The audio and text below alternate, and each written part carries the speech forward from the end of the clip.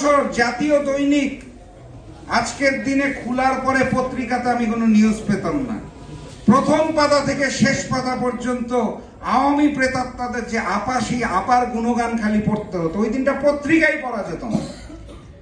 সারা বছরে দুইটা দিন আসতো, আজকের দিনটা তাদের আপার জন্মদিন আর 15ই আগস্ট তাদের পিতার মৃত্যুদিন। পত্রিকাতে আর কোনো নিউজই পাওয়া যেত না। তো সেই আপার আজকে তার নাকি জন্মদিন। আমি আপাকে জন্মদিনের শুভেচ্ছা জানাই এবং একই সাথে তাকে অনুরোধ করি, আপনি যে চট করে বাংলাদেশে আসতে চেয়েছিলেন, দয়া করে চট করে চলে আসুন। আমরা আপনার জন্মদিনও পালন করব, আপনার বিচারও করব। আমি সাথী এবং বন্ধুগণ, স্পষ্ট ভাষায় যেটা বলতে চাই, 5 তারিখ শেখ হাসিনা চলে গেছেন অগাস্টের, কিন্তু রেখে গেছেন কিছু প্রেতাত্মা, আওয়ামী প্রেতাত্মা, ভারতীয় দালাল। এই আওয়ামী প্রেতাত্মারা ভারতের সাথে পরিকল্পনা করে দেশকে অশান্ত করতে চাচ্ছে। অতএব চূড়ান্ত বিজয় অর্জিত হয় নাই। আমাদের সজাগ থাকতে হবে, একত্রিত থাকতে হবে। এখন বিভেদের সময় নয়। আমি অনুরোধ জানাতে চাই, শেখ হাসিনা ফ্যাসিস্ট বিরোধী আন্দোলনে রাজপথে যেভাবে যুগপৎ আন্দোলনের মাধ্যমে প্রত্যেকটি রাজনৈতিক দল এবং সামাজিক সংগঠন সবাই একত্রিত ছিল, আমাদের আবারও একত্রিত হতে হবে। কারণ স্বাধীনতা এবং সার্বভৌমত্ব যদি না থাকে, তাহলে দিন শেষে বৈষম্য এবং দুর্নীতিকে আমরা দূর করতে পারবো না। আপনাদের সকলের কাছে আমি আহ্বান জানাতে চাই, চলুন একত্রিত হয়ে থাকি।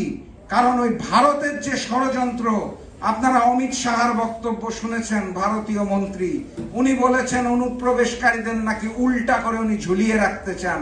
অনুপ্রবেশ করেছে তো শেখ হাসিনা, পারলে তাকে উল্টো করে ঝুলিয়ে রেখে বিচারের কাঠগড়ায় আনুন। বাংলাদেশিদের নিয়ে ষড়যন্ত্র করবেন না। আপনারা পার্বত্য অঞ্চলকে অশান্ত হতে দেখেছেন। ভারতের নীল নকশায় পরিকল্পনায় বাংলাদেশে অশান্তি সৃষ্টি করতে চায়। আমি স্পষ্ট করে বলতে চাই, আমার দেশের পার্বত্য অঞ্চলকে অশান্ত করবেন না। যদি বেশি বাড়াবাড়ি করেন, তাহলে আপনাদের ওই 7 সিস্টার স্বাধীন হয়ে যাবে ইনশাআল্লাহ। সংগ্রামী সাথী এবং বন্ধুগণ, বাংলাদেশকে ভেঙে ফেলার হুমকি এসেছে ভারতের কেন্দ্রীয় নেতা প্রদত্ত কুমারের পক্ষ থেকে। এটাও আপনারা জেনেছেন। বাংলাদেশকে ভেঙে ফেলা ষড়যন্ত্র যদি ভারত থেকে হয়, তাহলে এপারে কাশ্মীর, ওপারে 7 সিস্টার সহ আপনাদের বহু জনগণ ভারত থেকে স্বাধীনতা চায়। বাংলাদেশকে ভেঙে ফেলার ষড়যন্ত্র করবেন না। ভারতের গণেশ কিন্তু উল্টে যাবে, টুকরো টুকরো হয়ে যাবে ভারত। সাবধান করে দিচ্ছি। আমি আজকের এই মঞ্চ থেকে আপনাদের সকলকে ঐক্যবদ্ধ হওয়ার আহ্বান জানাই। জনজোটের নেতৃবৃন্দ যারা সারা বাংলাদেশ থেকে এসেছেন, সবাইকে বলতে চাই, আমরা আগামীতে একটি শান্তিপূর্ণ বাংলাদেশ চাই, যেখানে বৈষম্য থাকবে না এবং দুর্নীতি থাকবে না।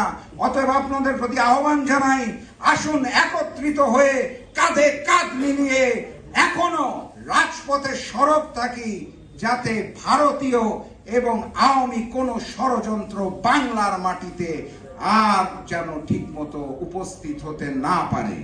তার আগ পর্যন্ত আপনাদের সবাইকে শুভেচ্ছা।